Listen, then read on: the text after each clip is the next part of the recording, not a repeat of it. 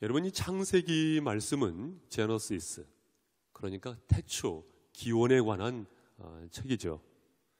그래서 창세기 1장 말씀부터 11장 말씀까지는 창조와 그리고 타락과 그리고 심판의 이야기가 기록이 되어 있습니다. 그리고 12장 말씀부터 50장 말씀까지 이르러서는 바로 족장들의 이야기, 믿음의 조상들이죠. 아브라함과 이삭과 야곱과 그리고 누구입니까? 요셉. 오늘 본문의 말씀은 바로 이 요셉이 부각되어지고 있는 장면인 것을 보게 됩니다. 이 요셉에 관한 기사가요, 성경에 자그마치 창세기 말씀의 거의 5분의 1 이상 차지를 하고 있단 말이에요. 어떤 인물은 딱 한 절 기록이 되어 있는가 하면 이 요셉 이야기는요, 창세기 전체 말씀 중에 5분의 1 이상을 차지하고 있으니 하나님께서 이 요셉을 통해서 우리에게 하시고자 하는 말씀이 아주 크구나라는 것을 생각하지 아니할 수가 없고, 이 시간을 향하신 하나님의 섭리하심이 있음을 믿으실 수 있기를 바랍니다. 이 요셉은 야곱의 12아들 중에 11번째 아들, 사실상 다복한 가정이었습니다. 문제는 무엇이었냐면요, 아버지가 지나치게 편애를 하는 거예요. 다른 아들보다 유독히 이 요셉을 향한 사랑이 컸던 것입니다. 그것에 대한 상징적인 사건이 무엇이었습니까? 야곱이요, 이 요셉에게 채색 옷을 입힌 것입니다. 창세기 37장 말씀에 기록되어 있는 바와 같이 채색 옷을 입힌 것인데, 단순히 채색 옷은 색동 옷으로 끝나는 것이 아니고 원어에 보면은 케토네트 파심이라는 단어인데, 이것은요 소매가 긴 옷이에요. 소매가 긴 옷. 여러분, 작업복이 소매가 긴 옷이면 되겠습니까? 안 되겠습니까? 안 되겠죠? 아마 다른 아들들은요 작업복을 입혔던 것 같아요. 그에 비해서 소매가 긴 옷, 다시 말하면 왕족들이나 입는 그 옷을 요셉에게 입힌 겁니다. 그리고 그 옷을 입고 알록달록하고 소매가 긴 그 옷을 입고 다니면서 형들한테 어떤 이야기를 하냐면 꿈 이야기를 하는 거예요. 형 있잖아요, 형들의 곡식단이 내 곡식단에게 절을 하고 있어요. 형들의 반짝반짝이는 별이 내 별에게 절을 하고 있단 말이죠. 이런 이야기를 하니 형들로부터 질투를 받고 그리고 미움을 받고 심지어는 증오와 저주를 받게 되는 것입니다. 한 번은 이 야곱의 아들들이 멀리 길을 떠나서 세겜에서 양을 치고 있었단 말이죠.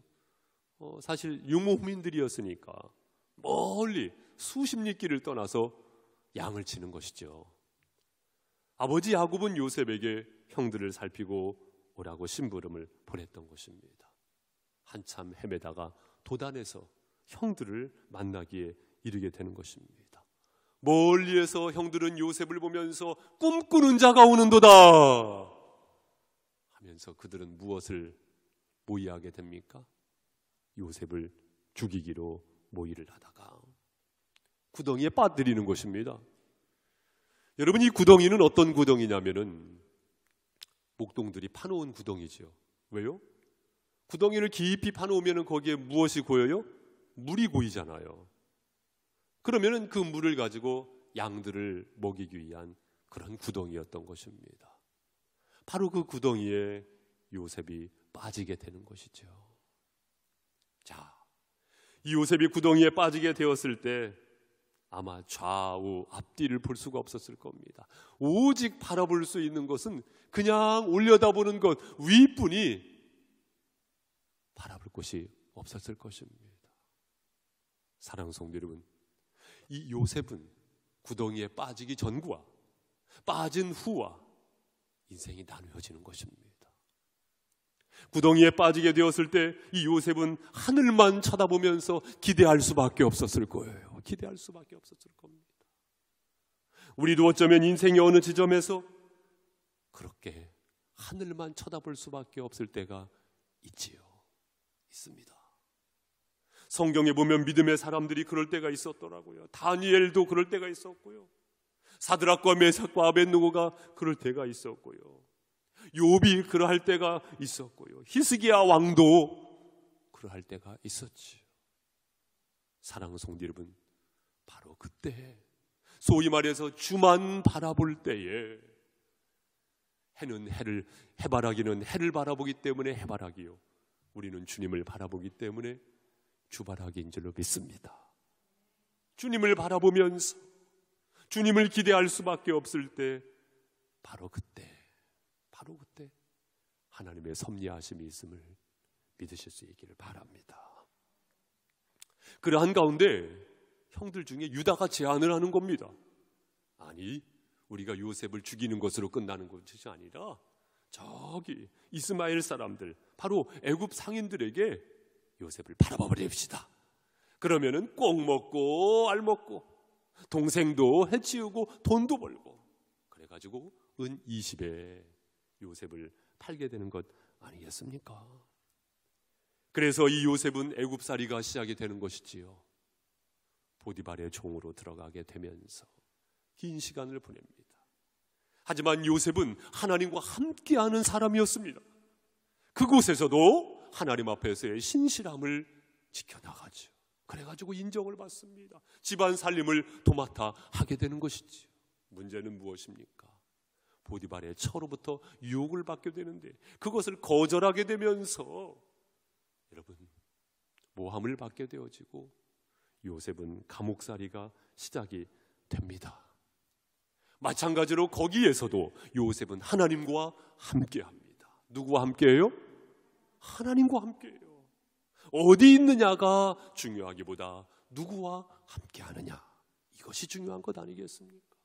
하나님과 함께하는 것입니다. 할렐루야.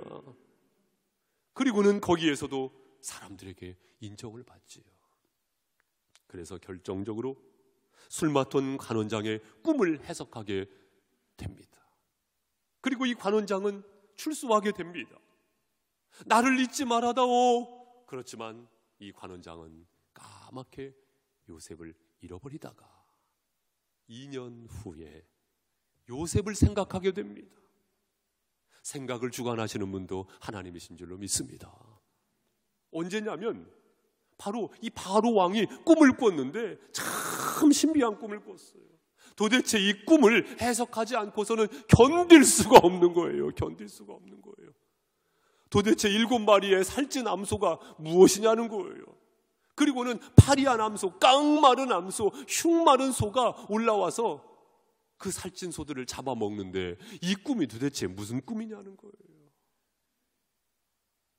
관원장이 요셉을 생각하면서 요셉이라면 그 꿈을 해석할 수 있습니다 하면서 요셉을 대령하게 되었을 때, 왕이시여, 앞으로 7년 동안 풍년이 있을 것인데 그 다음에는 7년 동안 흉년이 있을 겁니다. 풍년이 있을 때 다가오게 되어지는 흉년을 대비해야 합니다. 나라를 살리고자 하는 요셉을 보게 되면서 이 바로 왕의 감동을 받습니다. 그리고는 그를 발탁하기에 이르게 되면서 심지어는요, 나라의 총리로 세우게 되는 것이지요. 여기에 하나님의 간섭하심이 있었는 줄로 믿습니다.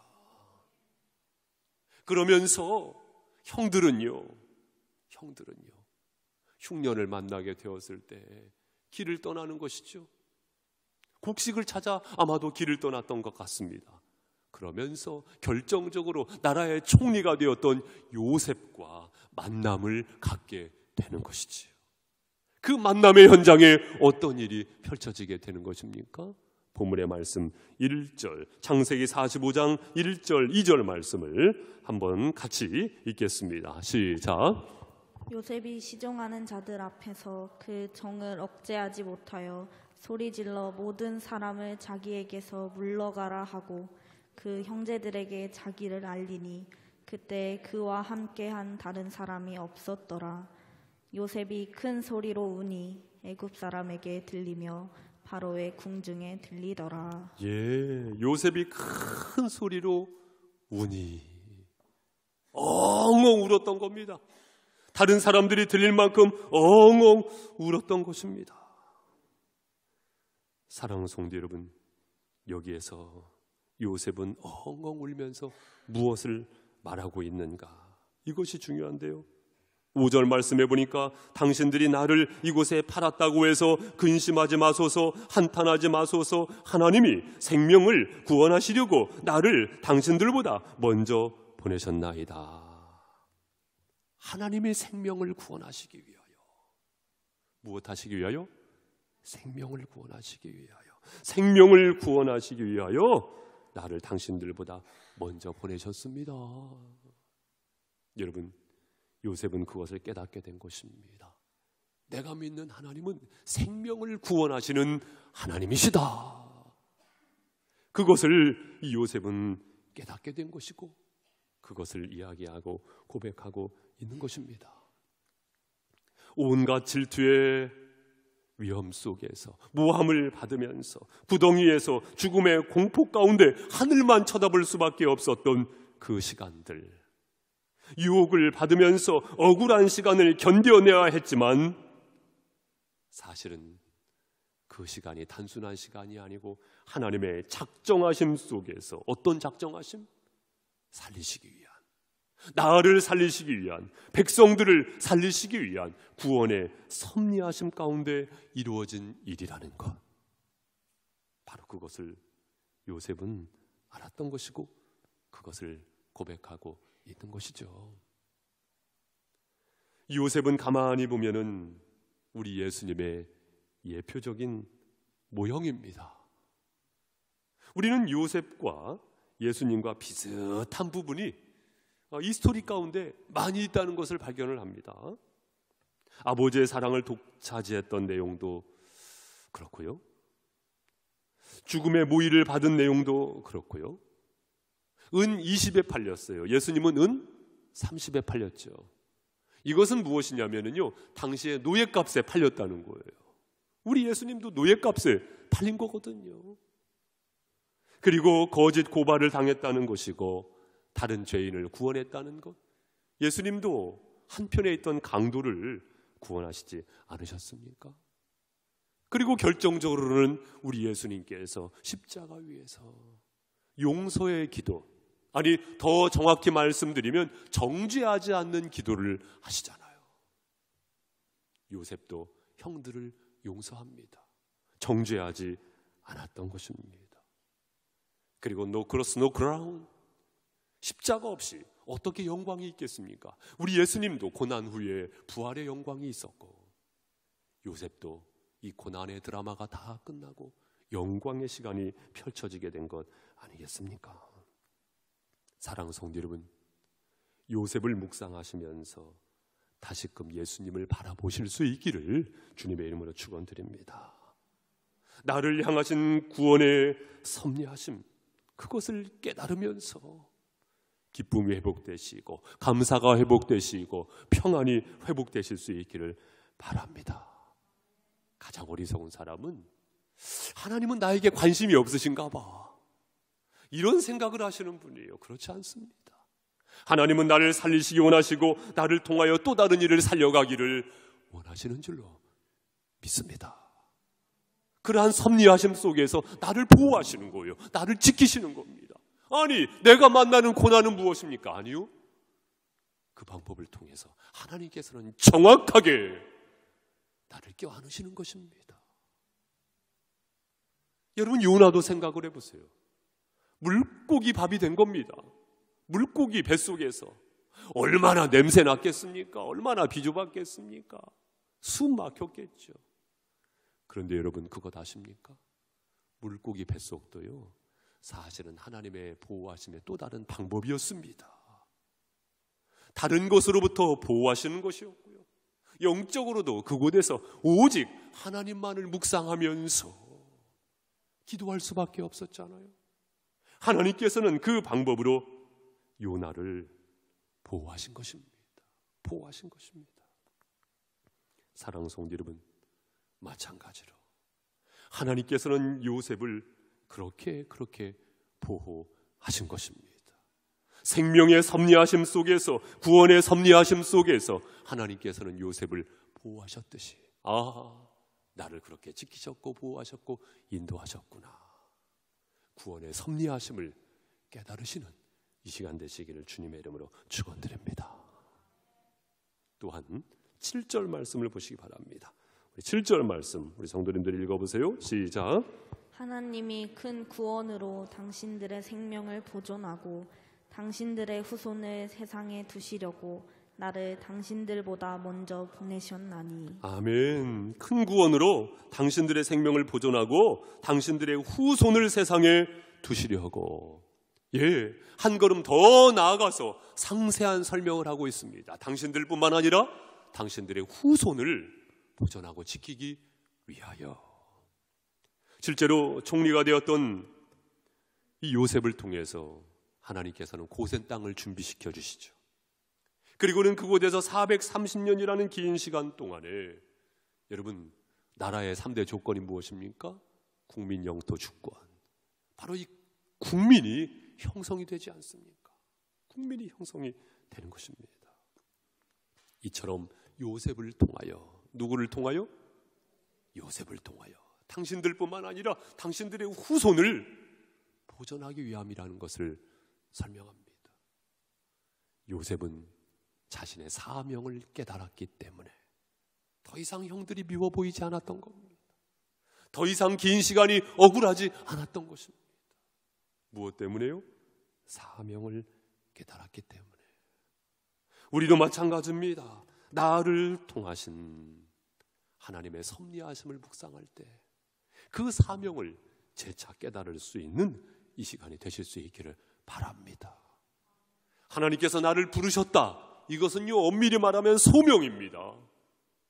그리고 하나님께서 나를 보내셨다. 이것을 엄밀히 말하면 사명입니다. 사명. 물론 큰 카테고리 안에서 설명하면 똑같다라고도 말할 수 있지만 엄밀히 분석하자고 한다면 소명과 사명. 교회는 부름받은 자들의 모임인 줄로 믿습니다. 그러나 여기에서 끝나면 안 돼요. 교회는 모이는 공동체예요. 그러나 여기에서 끝나면 안 됩니다. 동시에 우리는 흩어지는 공동체. 다시 말하면 부름받은 사람들일 뿐만 아니라 보냄받은 사람들이라는 것입니다. 많은 경우에 많은 사람들이 부름받음에서 끝나요. 여기에서 안정을 찾으려고 해요. 그렇지 않습니다. 우리는 부름을 받았지만, 콜링을 받았지만, 미션을 받았어요. 다시 말하면 보냄을 받았다는 것입니다. 우리는 항상 재인지해야 할 것이 무엇입니까? 나는 사명적 존재라는 거예요. 우리는 사명적 존재라는 것입니다. 여러분의 일터 가운데 보내심을 받았고 세상으로 보내심을 받았습니다. 할렐루야. 세상의 소금이라 말씀하셨지 않습니까? 세상의 빛이라 말씀하지 않으셨습니까? 그렇습니다. 우리는 보냄받은 사람들인 줄로 믿습니다. 이 사명의식을 잃어버리면 안 되죠. 그래서 사도 바울도 사도행전 20장 24절 말씀에 내가 달려갈 길과 주 예수께 받은 사명 곧 하나님의 은혜의 복음을 증언하는 일을 마치려 하면은 나의 생명조차 조금도 귀한 것으로 여기지 아니하노라. 그 사명에 있어서의 초점은 무엇입니까? 영혼 구원이었던 것입니다. 하나님께서 나를 구원하셨듯이 나를 통하여 또 다른 생명을 구원하시고자 하는 은혜의 섭리하심이 있는 줄로 믿습니다. 우리는 이것을 인정한다고 한다면 어떻게 보면 내 직업은 본업이 아닙니다. 내 직업은 뭐예요? 부업입니다. 부업. 우리의 본업은 무엇입니까? 영혼을 구원하시기 위한 하나님의 부르심 안에서 나에게 보내신 이 사명이야말로 본업인 줄로 믿습니다. 그 본업을 감당하고자 할 때에 먼저 그 나라와 그의 의를 구하라. 그리하면 이 모든 것을 너희에게 더하시리라. 여러분의 삶의 현장도 기름진 축복을 허락하실 줄로 믿습니다. 우리 모두는 이처럼 사명적 존재라는 것이지. 많은 경우에 이것을 잃어버릴 때가 있는 것이 문제예요. 그렇기 때문에 우리는 예배의 자리가 필요하고 그렇기 때문에 우리는 기도의 자리가 필요한 줄로 믿습니다. 물론 예배를 통해서 하나님께서 영광 받으시지만 하나님께서는 영광이지만 나에게는 어떤 의미가 있는 것입니까? 은혜가 허락되어지는 것이지요. 성령으로 충만하게 되는 것이지요. 사명을 잃어버리지 아니하고 재각성하게 되는 것이지요. 사랑하는 성도 여러분, 예배를 소홀히 여기지 마시고 기도의 자리를 소홀히 여기지 마시기를 바랍니다. 여러분, 기도의 자리가 있어요? 골방이 되셨던, 아니면 주님의 몸된 교회의 자리가 되었던, 기도의 자리를 잃어버리지 마시기 바랍니다. 그 자리를 통해서 나는 과연 사명적 존재라는 것, 그것을 망각하지 않는 거예요.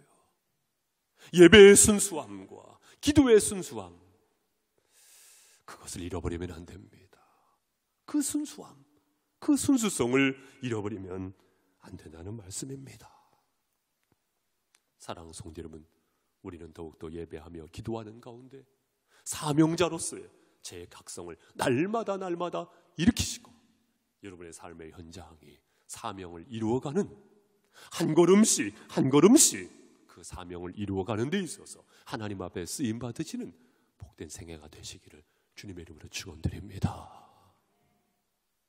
마지막으로 13절부터 15절 말씀까지 창세기 45장 13절에서 15절 함께 읽으시겠습니다. 시작. 당신들은 내가 애굽에서 누리는 영화와 당신들이 본 모든 것을 다 내 아버지께 아뢰고 속히 모시고 내려오소서 하며 자기 아우 베냐민의 목을 안고 우니 베냐민도 요셉의 목을 안고 우니라. 요셉이 또 형들과 입맞추며 안고 우니 형들이 그제서야 요셉과 말하니라. 어떻게 보면 오늘의 말씀은 울음에서 시작해서 울음으로 끝납니다. 성경을 읽다 보면 흥건하게 성경이 젖어 있는 것 같은 그런 느낌까지 받습니다. 말씀 보신 바와 같이 당신들은 내가 애굽에서 누리는 영화와 당신들이 본 모든 것을 다 아버지께 아뢰고, 누구에게 아뢰고? 아버지께 아뢰고, 아버지를 생각하면서 우는 것입니다. 그 아버지는 어떤 아버지였습니까? 요셉을 유독히 사랑하는 아버지였습니다. 여러분, 사랑하는 아버지였습니다. 그 사랑을 베풀어 주신 아버지, 이제는 누가 사랑을 베풀 차례라는 것입니까? 내가 이제는 내가 그 사랑을 베풀 차례라는 것입니다. 요셉이 10대 시절 아버지의 사랑을 알았겠습니까? 몰랐겠습니까? 어떻게 아버지의 사랑을 알았겠어요? 그때 아버지 사랑을 모르지요. 저도 자녀를 키우는 입장에서 종종 그런 생각합니다. 내가 짝사랑하는가 봐, 이런 생각을 하게 되더라고요. 사랑을 잘 모르죠. 그런데 요셉은 이야기를 하는 겁니다. 이제는 그 사랑을 내가 베풀 차례이기 때문에 누구를 찾는 거예요? 아버지를 찾는 겁니다. 그리고는 그 아버지를 모시고 오라는 겁니다. 사랑을 받았으니까 사랑을 주기 위하여. 그리고 14절 말씀에 보면 자기 아우 베냐민의 목을 안고, 베냐민도 요셉의 목을 안고 우니라. 여러분, 베냐민 누구입니까? 이 요셉의 동생이잖아요. 어머니 라헬의 배에서 낳은 동생입니다. 친동생입니다. 이 베냐민을 끌어안고 우는 것입니다. 여러분, 이 베냐민이 보통 동생입니까? 베냐민을 낳은 다음에 어머니 라헬이 어떻게 됐습니까? 죽었죠. 산고로 인해서 죽은 것입니다. 보통 동생이 아니에요. 엄마 없는 하늘 아래에서 긴 시간을 살아왔던 동생이 바로 베냐민 것입니다. 그러니 그 베냐민을 보면서 어떻게 울지 않을 수가 있겠습니까? 보통 동생이 아니잖아요. 엄마 없는 하늘 아래에서 긴 시간을 보냈던 그 동생을 보면서 우는 겁니다. 이제는 사랑을 누가 베풀어 줄 차례라는 것입니까? 내가 내가 사랑을 베풀어 줄 차례라는 것입니다. 그리고는 15절 말씀 보신 바와 같이 요셉이 또 형들과 입맞추며 안고 우니, 본문의 말씀 마지막 절은 형들을 안고 울었다는 겁니다. 여러분, 이 형들이 어떤 형들입니까? 자신을 죽이려고 했던 형들이잖아요. 자신을 팔아넘긴 형들이잖아요. 그런데 그 형들을 끌어안고 엉엉 우는 것입니다. 그냥 우는 것도 아니고 엉엉 우는 것입니다. 이것은 용서의 눈물이요, 아니 보다 더 정확히 말씀드리면 정죄하지 않는 눈물이었던 것입니다. 사랑하는 성도 여러분, 사랑의 섭리하심을 아는 요셉이 눈물을 흘렸다는 것은 무엇입니까? 사랑하기로 결심했고 그 사랑을 흘려보내고 있는 요셉의 모습인 것이지요. 우리는 여기에서 귀한 것을 깨닫게 됩니다. 성경은 이때를 위한 그때의 말씀인 줄로 믿습니다. 이 말씀을 통하여 우리에게, 바로 나에게 무엇을 말씀하고 있는 거죠? 이 사랑이 나에게 있느냐, 그겁니다. 따라해 보세요. 나에게 있느냐, 나에게 있느냐, 그것입니다. 이제는 사랑을 베풀 차례라는 것입니다. 그리고 또한 이제는 사랑으로 돌봐야 할 때라는 것입니다. 그리고 이제는 용서함으로, 아니 정죄하지 아니함으로 사랑을 베풀 때라, 그것입니다. 여러분, 그리스도인에게 있어서 사랑 빼면 아무것도 없는 거예요. 안고 없는 찐빵처럼 사랑 빼면은요 아무것도 없는 겁니다. 그런데 그 사랑이 텅 비어 있어요. 그러면 안 되겠죠. 그러면 안 되겠죠. 우리 믿음의 가족들에게 있어서 그 사랑이 텅 비어 있어요. 그러면 안 되겠죠. 이제는 사랑을 흘려보낼 나의 차례인 것입니다. 또한 사랑으로 돌봐야 할 나의 차례인 것입니다. 사랑할 수 있는 사람만 사랑하면 그것을 어떻게 진정한 사랑이라고 말할 수가 있겠습니까? 사랑할 수 없는 사람, 그를 나의 인격으로 사랑하는 것이 아니고 하나님의 사랑으로, 나에게 베풀어 주신 그 하나님의 사랑으로 사랑하는 것입니다. 할렐루야. 어떤 사람은 어떻게 하면 사랑하지 않을 수 있을까 이유를 찾아서 헤매는 사람이 있어요. 하지만 어떤 사람은 어떻게 하면 사랑할 수 있을까, 그 이유를 찾는 사람이 있지. 조건이 있을 때 사랑하던, 조건이 없음에도 불구하고 사랑하던, 사랑하는 성도 여러분, 하나님의 사랑으로 사랑할 수 있는 믿음의 삶을 열어가시기를 바랍니다. 종종 말씀드리잖아요. 우리에게 주어진 인생은요, 사랑만 하고 살아도 부족한 시간이에요. 그렇죠? 사랑만 하고 살아도 부족한 시간을 우리는 삽니다.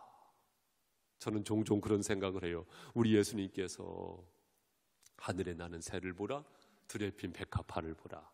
그런데 왜 하늘의 노을을 보라 이 말씀을 안 하셨나 몰라요. 지는 해를 보면서, 노을을 보면서 저도 종종 그런 생각을 합니다. 내 인생 마지막까지 사랑으로 불태우리라, 이런 생각을 하게 되더라고요. 사랑하는 성도 여러분, 요한일서 4장 11절 말씀에 보니 사랑하는 자들아, 하나님이 이같이 우리를 사랑하셨은즉 우리도 서로 사랑하는 것이 마땅하니라. 무엇이 마땅하니라? 서로 사랑하는 것이 마땅하니라. 요셉이 우리에게 가르쳐주는 것, 아니 보다 더 엄밀히 말씀드리면 요셉을 통하여서 하나님께서 지금 이 시간 우리에게, 나에게 말씀하시는 것, 사랑으로 살라, 그겁니다.